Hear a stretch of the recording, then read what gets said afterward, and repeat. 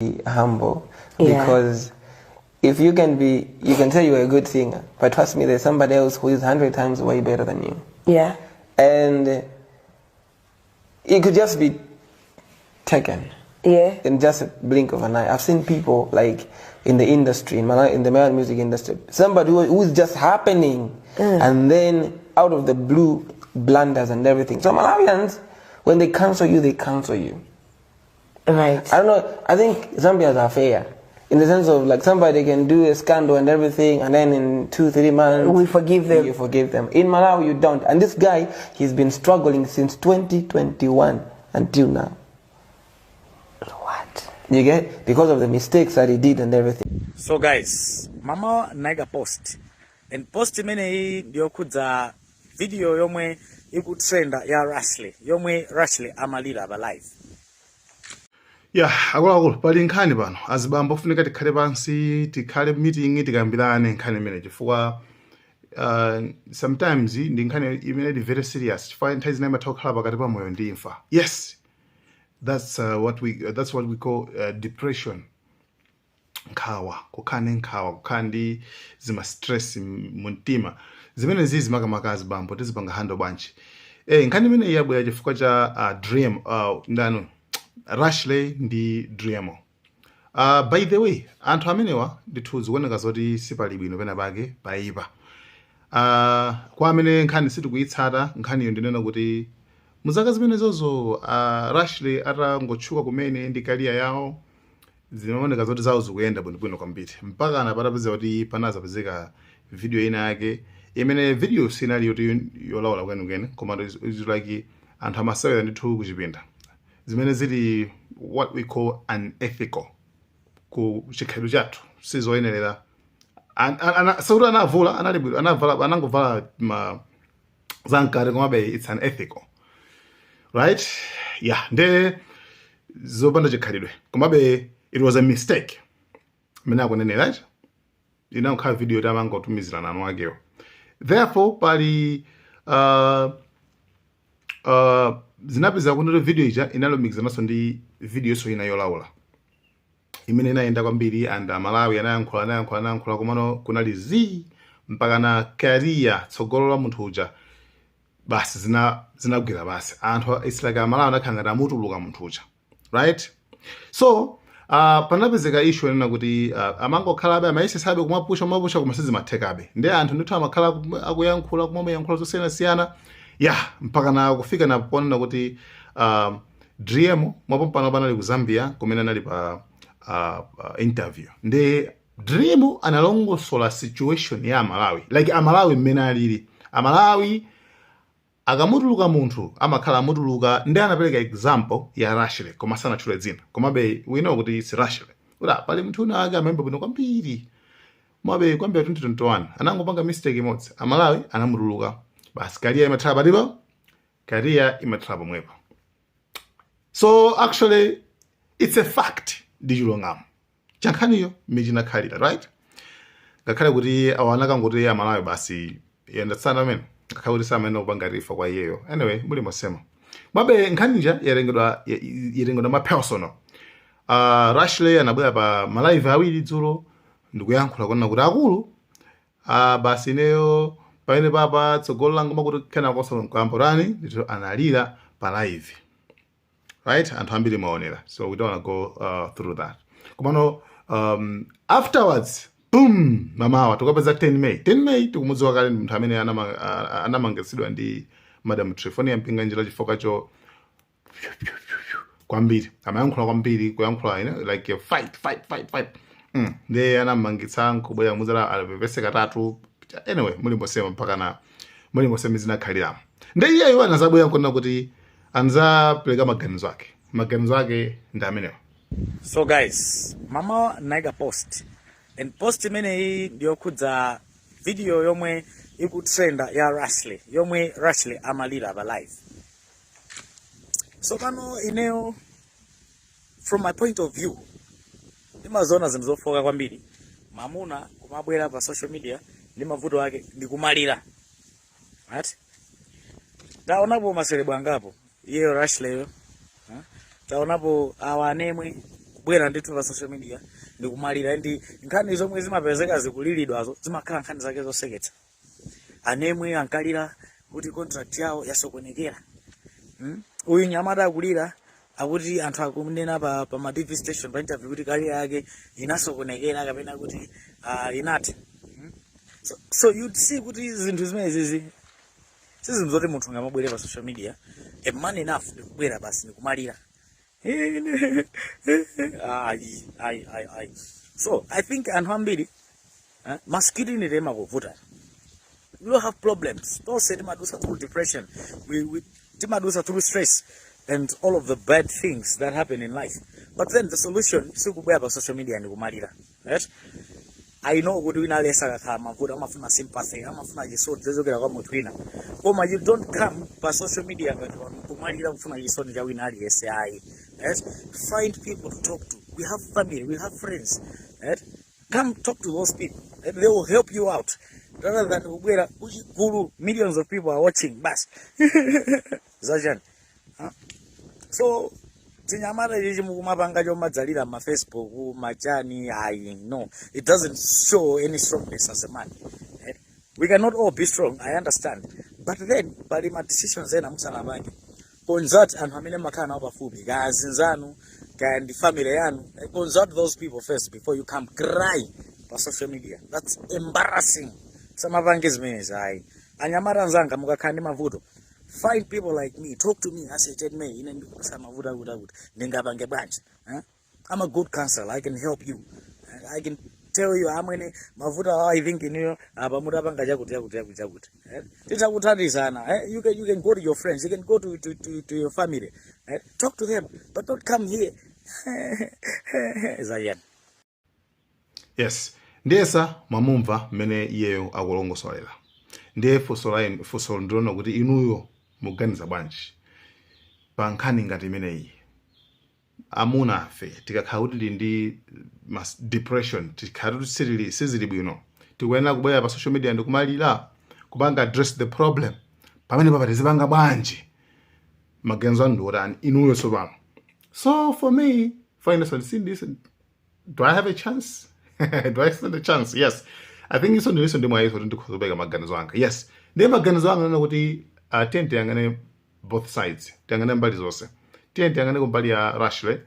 Rashley zinthuzo anabwera pa social media chifukwa kuti choyambirira it's good to speak up. Nzofunika kuyankhula choyambirira.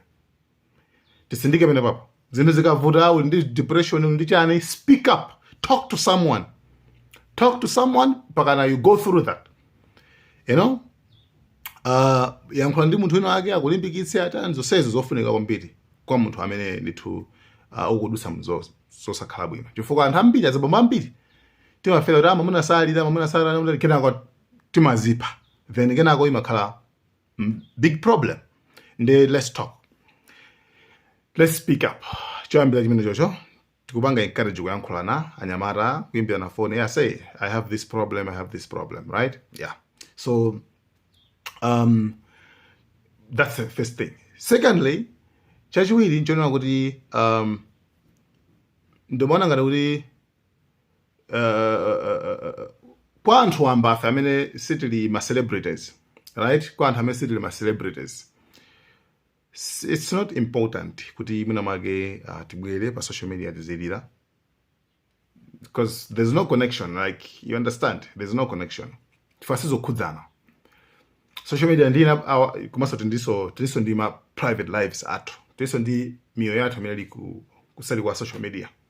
Koma kwa Rashley inali ndi chinthu choti chinamkhudza iyeyo ndi career yake. For iyeyo ucelebrity kuonekerako nde moyo wake, nde life yake. Nde that means ngati issue inavuta inabaya kwambiri amene naso kubera bajani pa public iso tulani ndikuyankhulaso. Chifukwa issue ikhuza jani, ikhuza public, si ikhuza za kuseliya koma zinthu zoti zabwera public. Ndani alisa kuyenda sobanga address pa public. Chifukwa mabangiro ataki kutiko pa public. You understand? Ma video anabwera kutiko pa public. Namene ubanga address the issue. Pamene pacha. Okay, koma point neno kuti amene akulira nope, samene akulira amene akungobwera kungopanga address the issue kungulira nkosola issue ija for issue ija nena kuti wina lese we got it wrong. Munthu wina analumikiza video yake, video yo inali unethical, tivomeza kuti it was unethical video yoti yosakhala bwino kama sukuti inali yoti yamaliseche yayi koma anangovala kumano kuvala amene amavali anthu kuchipinda nde komabe actually anavomerezabe kuti it was a mistake sukuti anapanga anali intended kuti apanye pa group pa social media koma panali munthu wina wake amene anazolomikiza ndi video ine yolaula, right? Nde zimene ziziso palibiso amene amadziwa kuti video yolaulayo analomikiza inachita kulumikizidwa ndi munthu wina wachipongwe until yesterday ndo amene wena alesa wadzozoro kodi video jesi yake wina anangolumikiza it, right? Therefore iye amene kungwemera pati kungobaya ndi clarity kungolongosola clarify kungozilongosola zinthu olo munthu yasineyo makuti kumabe zinandonyingila makuti komano kulira kuja is a mistake. Yes, we understand kuti iweyo you are heartbroken and you want anthu akulimbitse mtima komanso ufuna sympathy anthu akumvera chisoni so that you can feel kuti anthu people care. Komano it's a mistake. Why is it a mistake kubaya ndikumalira? Because the world don't understand things. Dziko lili simapanga understand zinthu. Anthu samapanga understand zinthu. Panobatele munyengo yosiyana ndi kalekale. Pali anthu ena ake amene samapanga understand pain yanzawo. Ululu wanzawo samapanga understand. Samapanga value. They don't care. Sasamala. Ndewe yubwera ndikumalira ufuna anthu akuthandize, ufuna anthu akubve chisoni, ufuna anthu akulimbikitse, then sukudziwa kwanza kuti ukaonjezeraso moto chifukwa pakapezeka anthu ena ngati achina 10 May amene angobwera kukuza kuti atakasambeni uko. You understand? And you are hurting. Muntima mmoyo simuli bwino. It's like then you feel like what? Ndimuna ngati anthu andibagera, ndimuna ngati anthu andilimbikitsa, andibvera chisoni. Koma anthu akakupulana akakutukwana anthu akakupanga then panopa kunabwera issue yoti atenga ma videos aja apanga meme apanga ngati ma fun things like ngati kuti mna ake iweyo. You understand? Like aziseka chikhala choseweretsa aziseka anthu. They people don't care. People samala. So it is better to talk to the close one and how many are close to you and how many are yoti utopes my best friends ajukulire ndani talk to them. Therapist amene angopanga counsel pita kwa amene talk to them, speak. You understand? Paka ikakauti issue ufunikira kuti ulire pa social media you can just talk. Come on, don't cry. Maona you cry kana kopeza kusala anthu sakuzitenga serious iso akakutukwa naso akakutata makuti. You understand? Ndimanga kuti issue ine maganizo anga ndamene maganizo ndorani pa maganizo awi pa zinthu ziwiri. One, kuyenera kulira. You understand? Number two, kodi dream yo analakwitsa. Popereka example imeneyo. So guys, thank you so much. I hope to mu comment section.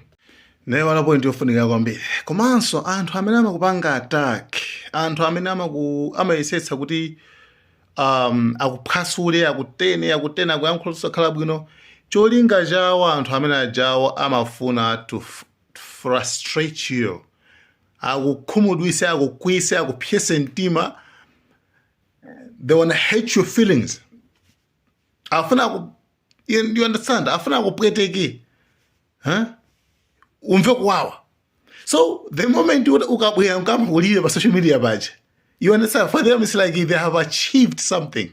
Amariya tamafuna badi timafuna pamene paja. So it's like yeah, it's a reward to them. Amakhala abeza the achievement zimene wafana zatheka.